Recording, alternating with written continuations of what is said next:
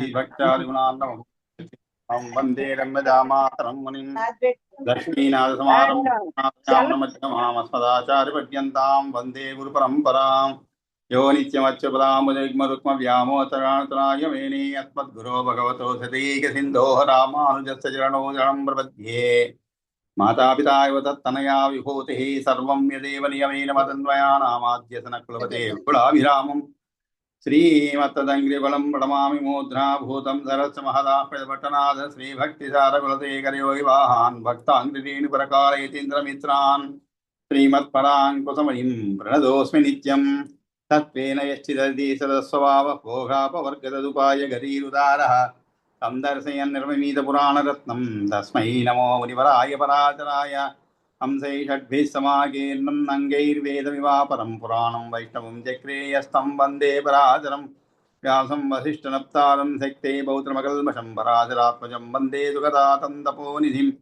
व्यासाय विष्णुरूपाय व्यासरूपाय विष्णवे नमो वै ब्रह्मनिधये वासिष्ठाय नमो नमः पुराणं वैष्णवं जैजत्सर्वगिल्बिषनाशनं विशिष्टं सर्वधात्रेभ्यः पुरुषार्थोपपादने भारते भगवद्गीता धर्मशास्त्रेषु मानववेदेषु पौरुषं सूक्तं पुराणेषु वैष्णवं तत्कर्मयन्न बन्धाय सा विद्याया विमुक्तये आयासाय परं कर्म विद्यान्या शिल्पनैपुणं श्रीविष्णुपदपङ्कजसङ्गमाय चेतो मम स्पृहयते किमतः परेण नो चेत् ममावेति शेखरभारतीनां भावः कथं भवितुमर्हति वाग्विदेयः नारायणं नमस्कृत्य नरं चैव नरोत्तमं देवीं सरस्वतीं चैव ततो जयमुदीरयेत् शान्ताकारं भुजगशयनं पद्मनाभं सुरेशं विश्वाकारं गगनसदृशं मेघवर्णं शुभाङ्गं लक्ष्मीकान्तं कमलनयनं योगिरुध्यानगम्यं वन्दे विष्णुं भवभयहरं सर्वलोकैकनाथं शशङ्खचक्रं सकिरीटकुण्डलं सपीतवस्त्रं सरसीरुहेक्षणं सहारवक्षस्थलशोभिकौस्तुभं नमामि विष्णुं शिरसा चतुर्भुजम्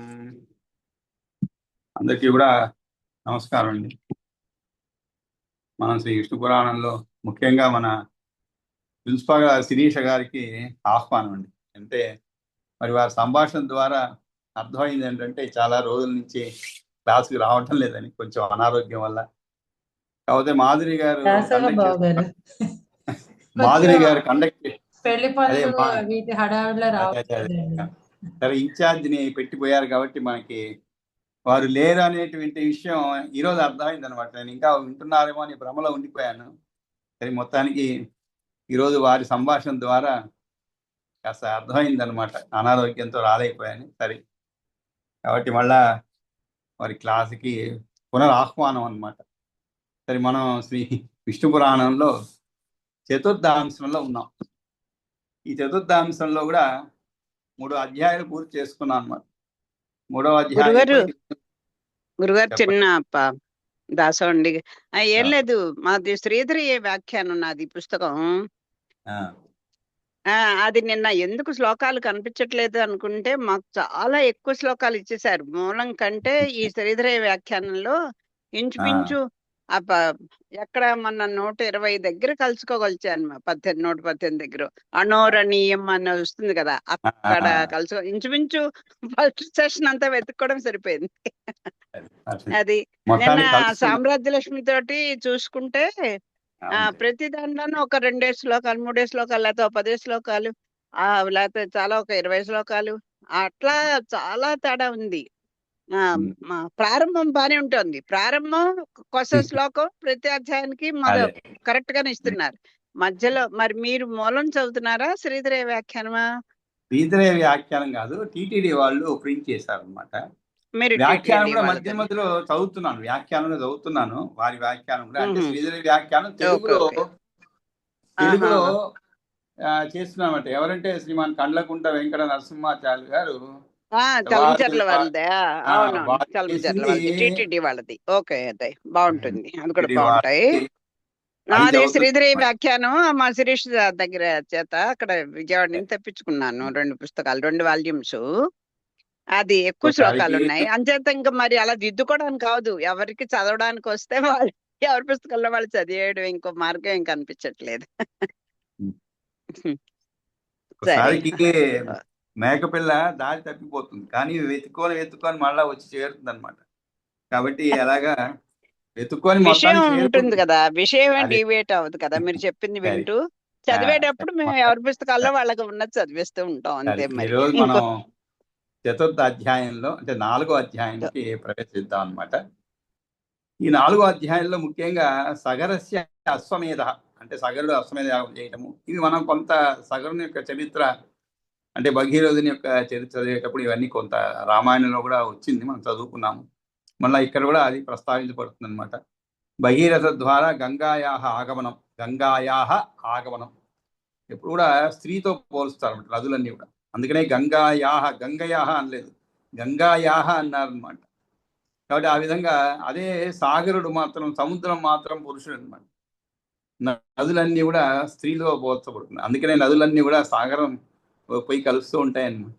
ఆ విధంగా గంగాయాహ ఆగమనం అంటే శ్రీరామచంద్ర అవతార ఏతి అని, శ్రీరామచంద్ర అవతారము. ఇవి దీంట్లో మనకి ఈ 4వ అధ్యాయంలో మనం చెప్పుకోబోయేటువంటి విషయాలు అనమాట. ముఖ్యంగా కశ్యప దుహిత సుమతిర్ విదర్భరాజతనయాచ కేసిని ద్వే భార్యే సగరస్య ఆస్థాం.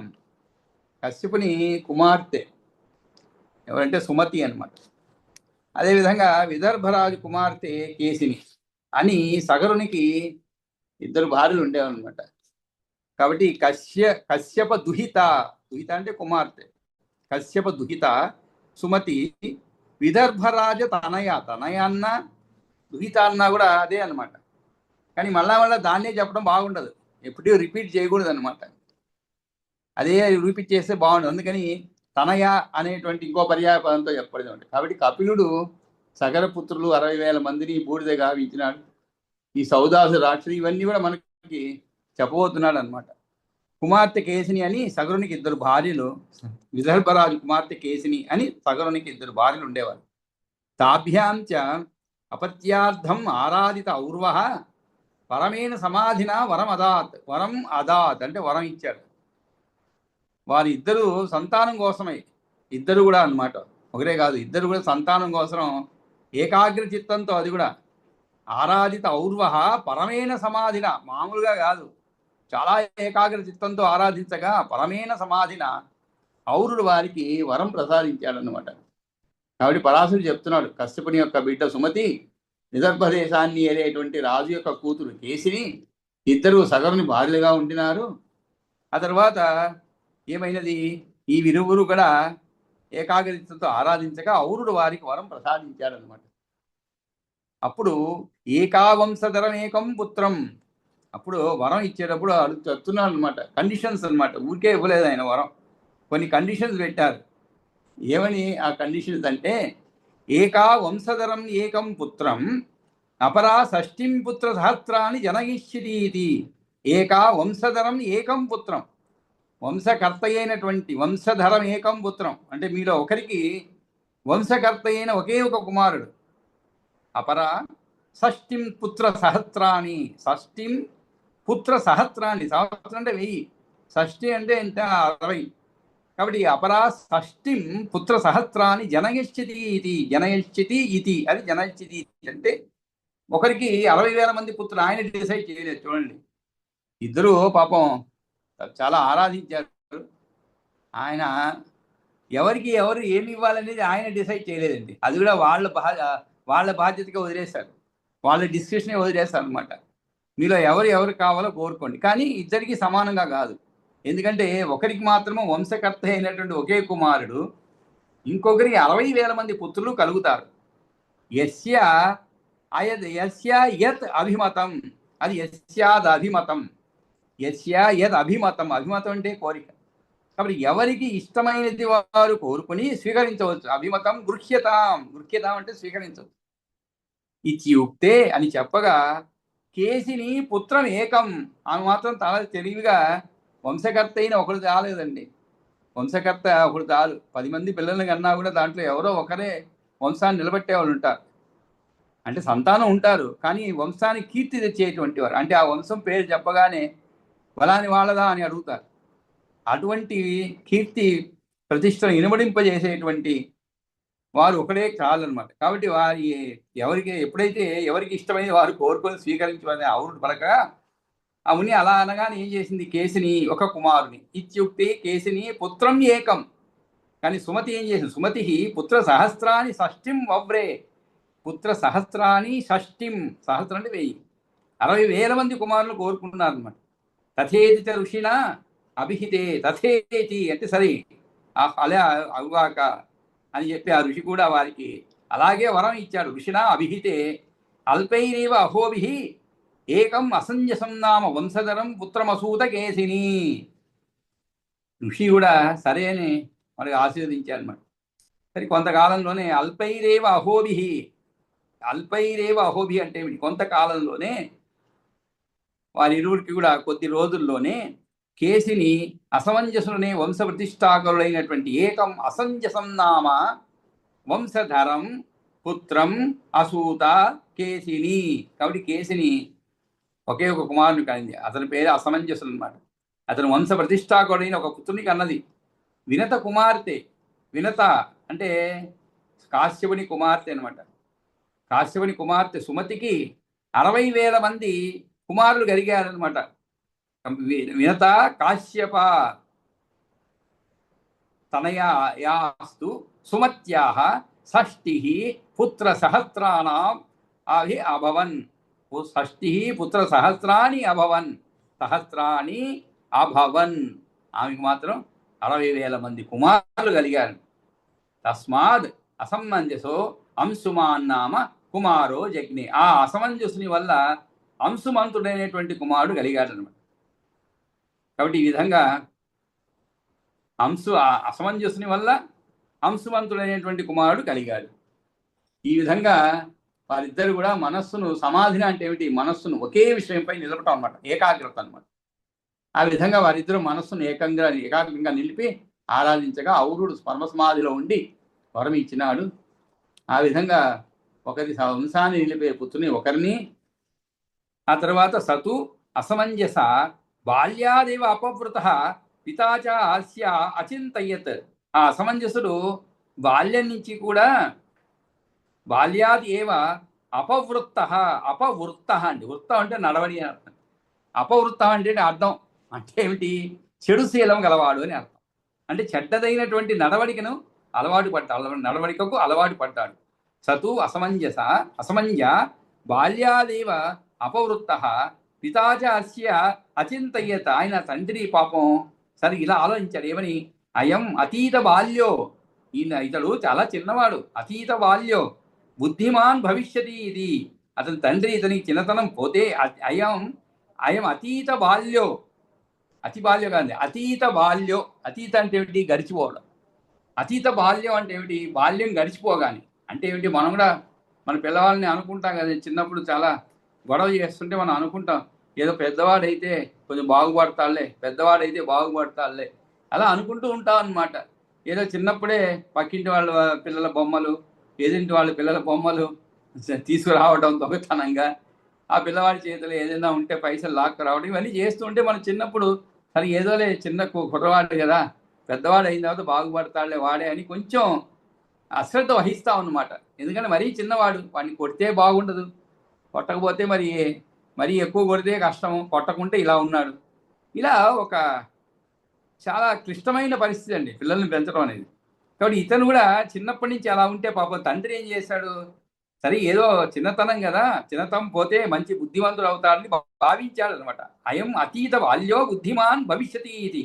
అత తత్రావి వయస్సు అతీతే, కానీ తత్రావి అయినా కూడా వయస్సు అతీతే, వయసు దాటిపోయింది, వయసు గడిచిపోయిన తర్వాత కూడా తచ్చరితమేవైనం పితా తత్యాజ, తర్వాత కూడా అతడు చెడు నడవతో ఉండిపోగా అసమంజసుని ఏం చేశాడు, తండ్రి అయిన సగరుడు విడిచిపెట్టేశాడు ఆయన. అది కూడా మనం చదువుకున్నాం, కట్టుబట్టలతో తరిమేశాడు ఇంట్లోని, చదువుకున్నాం మనం. ఈ కట్టుబట్టలతో ఇంట్లోని తరిమేశాడు అనమాట, మళ్ళీ ఇంటివైపు చూడొద్దని చెప్పి. ఆ విధంగా అతను చివరికి ఏం చేశాడు, తండ్రి అయిన సగరుడు విడిచిపెట్టేశాడు. ఇంక వాడి కర్మ వాడు ఏం చేయలేమని చెప్పి ఎవరన్నా ఇంటికి వచ్చి చెప్తే కూడా మీ వాడు ఇలాంటి మీరేం చేసుకోవాలో చేసుకోండి, నా వల్ల కాదని అనేస్తుంటాం మనం. ఏం చేద్దాం, ఊర్లో గొడవలంతా ఇంటిపైకి తెస్తుంటే మొదట్లో ఏదో సంజాయిషి ఇచ్చి ఏదో అండి చిన్నపిల్లవాడిని వాడిని ఏం చేయొద్దండి ఏదో అడుగుతా, ఆ తర్వాత ఇసుగు ముట్టి వాడిని ఏం చేసినా మీరే చేసేయండి, వాడు ఏమైనా బాగుపడితే మీరే బాగుపరచండి, మా వల్ల కాదండి, మా కొడుకు పుట్టలేదు అనుకోండి. ఇలా బాధపడుతూ చెప్పేస్తాం అనమాట సంగతి. ఆ విధంగానే ఇతను కూడా ఆ తండ్రి అయిన సగరుడు కూడా ఏం చేశాడు, విడిచిపెట్టేశాడు. కాబట్టి ఒకటి వంశాన్ని నిలిపే పుత్రుని ఒకరిని అపవృత్త అంటే చెడు నడవడిని కలిగిన వాడు అపవృత్తుడు అంటే. అతీత బాల్యుడు అంటే ఏమిటి, బాల్యమును దాటినవాడు. అసలు బాల్యం గడిచిపోయినప్పటికీ మునుపటి అదృష్టమైన చరిత్రను వదలని వాడు ఎవడో వాడు వాణిని. కాబట్టి మరొక 60,000 మంది కొడుకులను కలగలని వరమిచ్చాడు, కనగలని వరమిచ్చాడు. ఎవరికి ఏది నచ్చితే దాన్ని తీసుకోండి అని చెప్పినాడు. అప్పుడు కేసిని ఒక కుమారుని, సుమతి 60,000 మంది కొడుకులను కోరుకున్నారు. అట్లాగే ఋషి వారి కోరికను మన్నించాడు. కొద్ది దినములకే కేసిని అసమంజసమైన పుత్రుని ఒకరికి అనేది ఇతను వంశాన్ని నిలిపేవాడైనాడు. కశ్యప మహర్షి భార్య వినత యొక్క కూతురు సుమతి 60,000 మందికి జన్మనిచ్చింది. అసమంజసునికి అంశుమంతుడు అనే కుమారుడు పుట్టినాడు. ఇట్లా అయినప్పటికీ వయసు మీరినా కూడా అంశుమంతుని తండ్రి అసమంజసుడు తన పాతని నడవడికను వదులుకోలేదు. కాబట్టి న్యాయం తప్పిన నడవడి కలిగిన వాడు అయినందున అసమంజసుడు అనబడినాడు. ఇతని పోకడ చిన్నతనం నుండే ఇట్లా ఉన్నదనమాట. పెరిగితే మంచివాడు అవుతాడేమోనని ఆశించినాడు రాజు. కానీ తనకు కుమారుడు కలిగినా కూడా చెడబుద్ధి తొలగిపోలేదనమాట, చెడు బుద్ధి. ఇందువల్ల తండ్రి సగరుడు అతన్ని వదిలిపెట్టారనమాట. ఆ తర్వాత ఏమైంది, తాని అపి షష్ఠి కుమార సహస్రాన్ని అసమంజస చరితం అనుచక్రు. సరే పోని మిగిలిన వాళ్ళ బాగుపడతారా అనుకున్నారు ఈయన పాపం.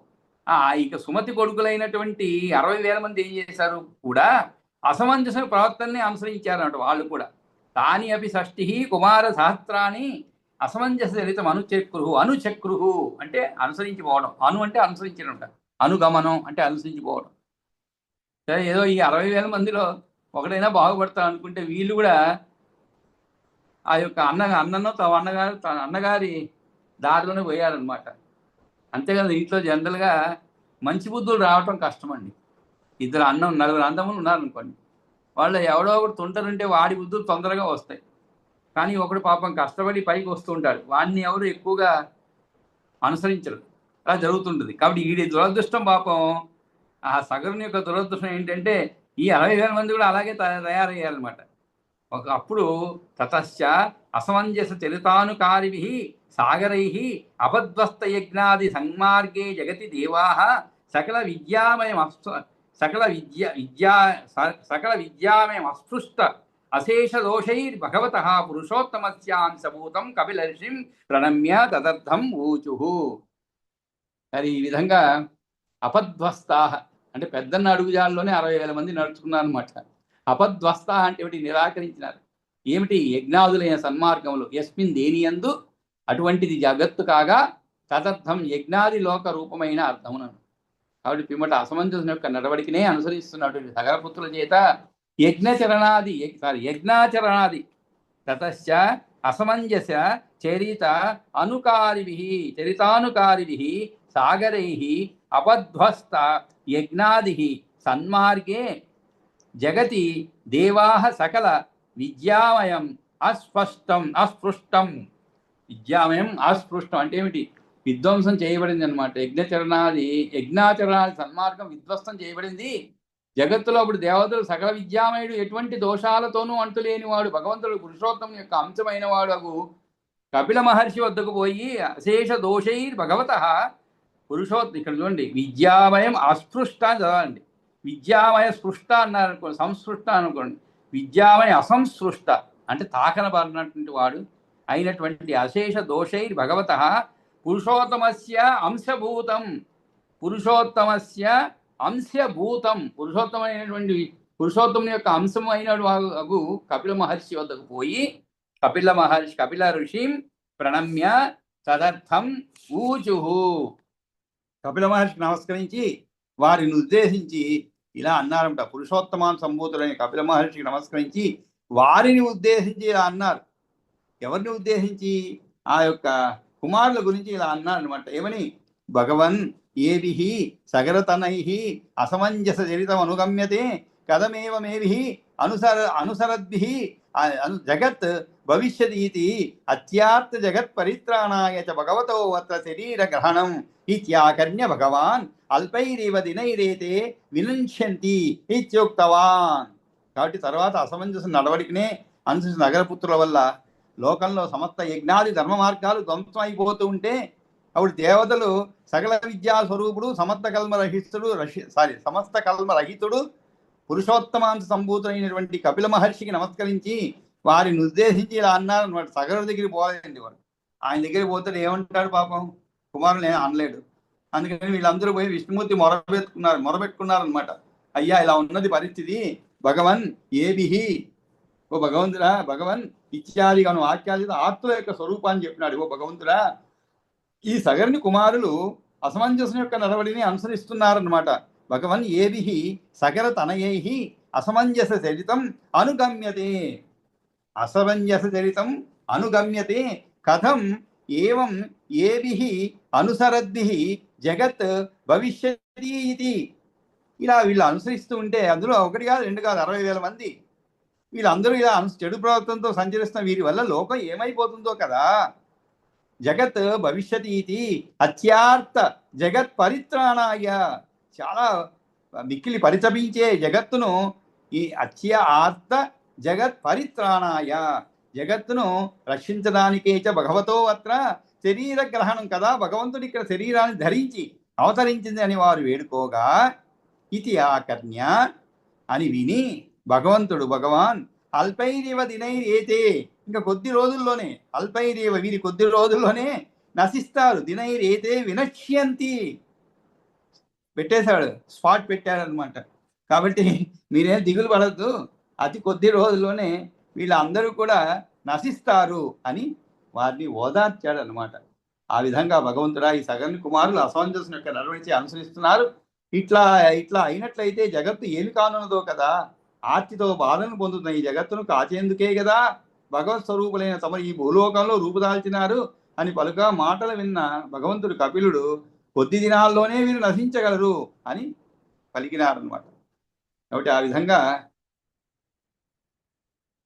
వేడుకోగా ఆ మాటలు విని భగవానుడు వీరి కొద్ది రోజుల్లోనే నశిస్తారు అని వారిని ఓదార్చారనమాట. తత్రాంతరేచ సగరో, ఇంతలోనే సగరుడు, తత్ర అంతరేచ ఇంత లోపలే సగరుడు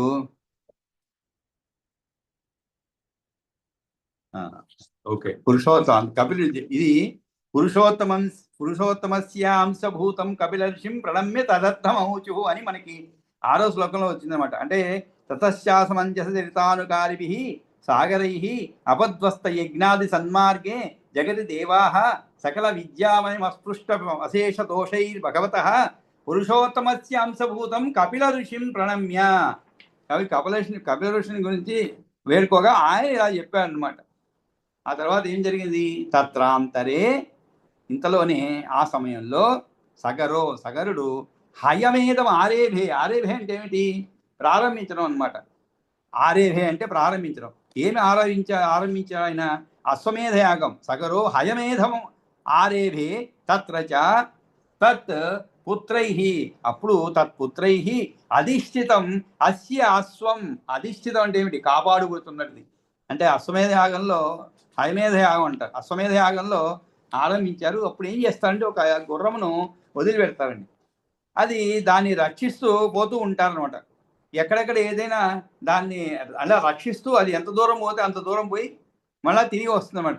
కాబట్టి అశ్వమేధ యాగం ఆరంభించగానే అతని కొడుకుల రక్షణలో ఉన్న అశ్వాన్ని ఎవడో అపహరించి తత్పుత్రై అధిష్ఠితం అస్య అశ్వం కో అపి అపహృత్య, కోపి అంటే ఎవరో దాన్ని. కాబట్టి అశ్వమేధ యాగాన్ని ఆరంభించినాడు. దాన్ని ఆ రాజుగారి కొడుకులు కాపాడుతుండిరి.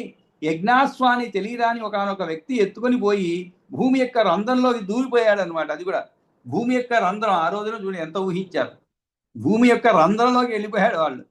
కో అపహృత్య భువో వివరం అంటే బొరి అంటే రంధ్రం అండి, వివరం అంటే.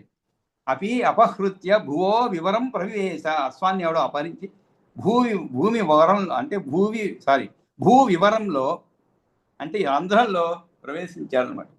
అప్పుడు తతశ్చ అశ్వాన్వేషణాయ, తతశ్చ అశ్వ అన్వేషణాయ, అది తతశ్చ అశ్వాన్వేషణాయ తనయాన్ యుయోజ. అప్పుడు ఆ అశ్వాన్ని వెదకమని సగరుడు కుమారులను ఆదేశించాడు. తనయాన్ యుయోజ అంటే ఆదేశించడం. ఆ విధంగా సగరుడు ఆదేశించాడు. తతః తత్తనయాశ్చ అశ్వఖుర పదవీం అనుసరంతో, అశ్వఖుర పదవీం అనుసరంతో. అశ్వఖుర అంటే డెక్కలండి. ఖుర అంటే అంటే మామూలుగా పశువులకి వాటికి డెక్కలు, కాలు డెక్కలు ఉంటాయి మనం. అంటే కొన్ని మామూలుగా పశువులు, ఆ ఎద్దులు ఇవన్నీ కూడా ఏమవుతాయి, గుర్రములు ఇవన్నీ చాలా అంటే గట్టిగా ఉంటాయి కాలు కింద. అంటే అది మనకి ఉండేటువంటి గోల్డ్ అనుకోండి, అలాంటిది కింద ఉంటుంది అన్నమాట. దానివల్ల ఏమవుతుందంటే అవి నడుస్తూ ఉంటే కూడా ఎక్కువ కాలం అరిగిపోకుండా జాగ్రత్తగా కాపాడుతూ ఉంటుంది అన్నమాట. కానీ దానికి కూడా గిట్టలకి ఇది కొడతారు అన్నమాట, శీలలతో రేకుల్లా కొడతారు. కొడితే అది అరిగిపోకుండా కాపాడుతూ ఉంటుంది అన్నమాట. ఆ విధంగా అతని కొడుకులు ఏం చేశారు, గుర్రపు డెక్కల జాడను బట్టి భూమిని గాలిస్తూ భూరంధ్ర సమీపంలో ఒక్కొక్కడు ఒక్కొక్క యోజనం మేరకు భూమిని త్రవ్వారన్నమాట. తతస్తనయాః చ అశ్వఖుర పదవీం అనుసరంతో అతి నిర్బంధేన వసుధాతలం ఏకైకో యోజనం అవనేశ్చకాన యోజనం అవనేహ చకాన. భూమి యొక్క అవని అంటే భూమి అండి. ఈ యోజనం మేరకు భూమిని తవ్వారనమాట. ఆ విధంగా తవ్వుతూ అంటే తథ అంటే తరువాత తత్తనయాః సగరుని పుత్రులు మిక్కిలి నిర్బంధంతో అంటే పట్టుదలతో గుర్రం యొక్క కాలిగిట్టల గుర్తును అనుసరించి వసుధాతలమును అడుగు భాగంలోని ప్రవేశించినారు అని ముందు చెప్పిన విశతే అంటే విశదాతు యొక్క వచనం మార్పుతో అనుచేసుకో. వారిలో ఒక్కొక్కడు ఒక్కొక్క యోజనం అంటే ఆమడ వెడల్పు చొప్పున పాతాళంలోకి పోవడం కొరకు గుంటను తవ్వినారు అని అర్థం అన్నమాట. చకను అని పాఠం అయినప్పుడు సగరుని తనయులు భూతలాన్ని తవ్వినారు, అందులో ఇంతపాటి వెడల్పు తవ్వబడిందని చెబుతున్నాడు. ఒక్కొక్కడు అర్థాత్ వాటి కొరకే యోజనం తవ్వినాడు అని మరొక వాక్యం ఏర్పడింది తెలుసుకో. అప్పుడు సగరుడు గుర్రాన్ని వెదకడం కొరకు కొడుకులు నియోగించాడు. వారు గుర్రం యొక్క గిట్టల జాలను బట్టి ముందుకు సాగిపోతూ మిక్కిలి కష్టంతో ఒక్కొక్కడు ఒక్కొక్క యోజనం చొప్పున నేలను తవ్వారు. పాతాళేచ అశ్వం పరిభ్రమంతం అవనీపతి నందనాస్తే దదృశు. అవనీపతి నందనాహ తే. అవనీపతి అంటే ఆ చక్రవర్తి కుమారుడు వీక్షించారు. అవనీపతి నందనుడు అంటే కుమారుడు, నందనాహ అన్నారు. నందనుడు అంటే కుమారుడు. కాబట్టి ఇక్కడ నందనాహ అంటే కుమారులు అన్నమాట. కాబట్టి నందనుడు శ్రీకృష్ణుడు నందనుడు అంటే నందుని యొక్క కుమారుడు నందనుడు. ఈ విధంగా పరిభ్రమంతం అవనీపతి నందనాతే దదుసు చూచారనమాట. చూచి నా అతి దూరస్థితం చ భగవంతం అవఘనే శరత్కాలే అర్కమివ తేజోభిరణవర్తమూర్ధ్వమధశ్చాశేష దిశశ్చోద్భాసయామానం కపిల ఋషిం అపశ్యన్. అక్కడ కపిల మహర్షిని చూశారండి. కపిల మహర్షిని ఆయన ఎలా ఉన్నాడు అనే దానికి వివరంగా చెప్తున్నారు. ఎలా ఉన్నాడు, ఎటువంటి ఆయన, దానికి సమీపంలోనే నా అతి దూరస్థితం చ. నా అతి దూరస్థితం చ, నా అంటే లేదని అండి. నా అతి దూరం అంటే ఏమిటి, దగ్గర అని, సమీపే అని. సమీపం చెప్పేదానికి నా అతి దూరం. మనం కూడా చెప్తుంటాం కదండి, వాడు పిచ్చివాడు అని చెప్పి మనం ఏం చెప్తాము, వాడు తెలివివంతుడు కాదండి అంటుంటాం. అంటే పిచ్చివాడు చెప్తే బాధపడతాడు, తెలివి లేదండి అంటుంటాం. అలాగనమాట. ఇక్కడ నాతి అతి దూర స్థితం అంటే చాలా దూరంలో లేదు, అంటే సమీపంలోనే ఉన్నటువంటి భగవంతుడైనటువంటి కపిల మహర్షిని ఎలా ఉన్నాడు ఆయన, భగవంతం అపఘనే. అప అంటే తొలగిపోయేది, అప అంటే ఇక్కడ ఒక్కొక్క పదానికి అర్థం తెలుసుకుంటేనే ఆ మొత్తం వాక్యాన్ని ఎంత రమ్యంగా రాశారనేది ఆనందిస్తాం అనమాట. అపఘనే అంటే ఏమిటి, అప అంటే తొలగిపోవటం అండి, ఘన అంటే ఏమిటి మబ్బులు. అపఘనే అంటే మబ్బులు తొలగిపోగా ఎప్పుడు శరత్కాలంలో అర్కం ఇవ సూర్యునిలా, అర్కం ఇవ సూర్యునిలా తేజస్సుతో అనవరతం ఊర్ధ్వం అధశ్చ. అనవరతం అంటే ఇప్పుడు ఎల్లప్పుడూ అని అర్థం. స్వీయ కాంతులతో ఎల్లప్పుడూ, ఊర్ధ్వం పైన, అధశ్చ కింద. అంతేకాదు అధశ్చ శేష దిశ ఊర్ధ్వం అధశ్చ అశేష దిశశ్చ ఉద్భాసయమానం. అన్ని దిక్కులను కూడా ప్రకాశింపజేస్తూ, ఉద్భాసయమానం అంటే అన్ని దిక్కులు ప్రకాశింపజేస్తూ ఉన్నటువంటి కపిల ఋషిం అపశ్యన్, కపిల మహర్షిని కూడా చూశారనమాట వాళ్ళు. అంటే అలా తవ్వుకుంటూ పోతూ అక్కడ చూశారనమాట. అప్పుడు ఆ విధంగా ఇట్లా గుంటను తవ్వుతూ అపఘని అంటే మేఘం తొలగిపోగా, ఇట్లా గుంటను తవ్వుతూ పాతాళానికి వెళ్ళిపోయారు. అక్కడ అశ్వాన్ని చూచారు.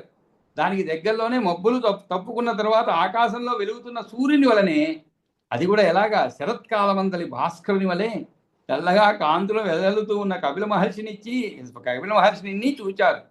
ఆయన్ని ఎల్లప్పుడూ పైకి కిందికి అన్ని దిక్కుల్లోకి వెలుగును ప్రసరింపజేస్తున్న వారిని దర్శించినారన్నమాట. అటువంటి కపిల మహర్షిని చూసి తతశ్చ ఉద్యతాయుధ, తతశ్చ ఉద్యత ఆయుధ. ఉద్యత అంటే ఏమిటి? పైకెత్తి. ఏమిటి ఆయుధ? ఉద్యత ఆయుధ దురాత్మ అయం అస్మద్ అపకారి. వాళ్ళు ఆయుధాలు పైకెత్తిన వారే, ఈ దురాత్మడే మనకు అపకారం చేశాడు. దురాత్మ అయం అస్మత్ అపకారి. అస్మత్ అంటే మనకి అపకారం చేసినటువంటి వాడు వీడే. యజ్ఞ విఘాతకర్త, అంతేకాదు యజ్ఞానికి విఘాతం కలిగించాడు. హయహర్త, గుర్రాన్ని దొంగిలించిన వాడు వీడే. హన్యతాం ఇది అధావన్. హన్యతాం ఇది అధావన్ అంటే ఏమిటి? గుర్రాన్ని దొంగిలించిన వాడు వీడే. హన్యతాం అంటే ఏమిటి? చంపండి అని అరుస్తూ దాడి చేశారు. తతశ్చ తేనాపి భగవత, అప్పుడు తేనాపి ఆ కపిల మహర్షి ఏం చేశాడు? ఆయన భగవంతుడు కూడా ఏదో కొంచెం కన్నులు అటు ఇటు తిప్పి భగవత కించిత్ ఈషత్ పరివర్తిత లోచనేన, లోచన అంటే కళ్ళు, కించిత్ అంటే కొద్దిగా, ఈషత్ పరివర్తిత అంటే కించిత్ ఈషత్ పరివర్తిత అంటే కొంచెం కన్నులు అటు ఇటు తిప్పి చూచి విలోకితాహ, చూడగానే వారందరూ కూడా స్వశరీర సముత్థేన అగ్నినా, తమ శరీరం నుంచి పుట్టిన అగ్నిచే. తమాషా చూడండి, ఇదేదో ఎక్కడి నుంచో రాలేదండి అగ్ని, వాళ్ళ శరీరం నుంచి అగ్ని వచ్చింది. వచ్చి శరీర సముత్థేన అగ్నినా, వారందరూ తమ శరీరాల నుంచి పుట్టిన అగ్నిచే తగలబడి నశించిపోయారు. దక్ష్యమాన వినేసు, తగలబడి నశించిపోయారన్నమాట, నశించారు. ఈ విధంగా వారు కొద్దిగా అడ్డంగా మలుపబడిన లోచనం కలవాడు, ఈషత్ పరివర్తిత లోచనుడు, ఆయన చేత కొద్దిగా చూడబడిన వారై వినాశం నొందినారన్నమాట. ఈషత్ పరివర్తిత, కించిత్ ఈషత్ పరివర్తిత. పరివర్తిత అంటే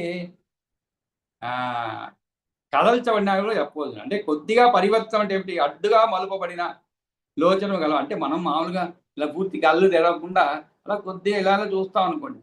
మనం ఏదో ధ్యానంలో ఉన్నాం, ఎక్కడో ఎంత ధ్యానంలో ఉన్నాడో అలికిడి వినబడింది అనమాట. పూర్తిగా తెరవం, మనం కళ్ళు తెరవండి ఇలా కొద్దిగా తెచ్చి ఎవడొచ్చాడో కొంచెం కనబడుతుంది అన్నమాట. ఆ విధంగా చూసిన దానికే వాళ్ళ శరీరం నుంచి అగ్ని పుట్టి వాళ్ళు దహనమైపోయారన్నమాట, నశించారనమాట. అప్పుడు వారు తమ చేతుల్లో ఆయుధాలను ఎత్తిపట్టుకొని, ఇతడు మనకు అపకారం చేసినవాడు, దుర్మార్గుడు, పవిత్రమైన యజ్ఞము కొనసాగకుండా అడ్డంకిని కలిగించినవాడు, యాగాస్వాన్ని ఎత్తుకుపోయినవాడు కనుక చంపండి అని పలుకుతూ వీధికి ఉరికినారనమాట. అప్పుడు ఆ భగవంతుడు కపిలుడు కూడా కొద్దిగా తన కన్నులను అడ్డంగా తిప్పి క్రోధముతో చూచినాడు. దానితో ఎవరికి వారి శరీరంలో నుండి చెలరేగిన మంటలతో కాలి చచ్చినారనమాట. సగరోప్యనుగమ్యాస్వానుసారి తత్పుత్ర బలమశేషం పరమర్షి కపిల తేజస దగ్ధవంశం అస్తసంజస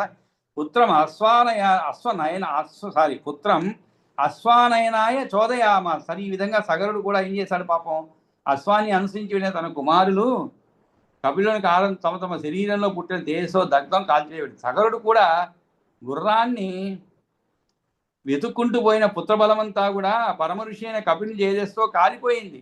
తమ కుమారుడు సైన్యం అంతా కపిల మహర్షి ఆయన తేజస్సు ద్వారా దగ్ధమైపోవడం తెలుసుకున్నాడు.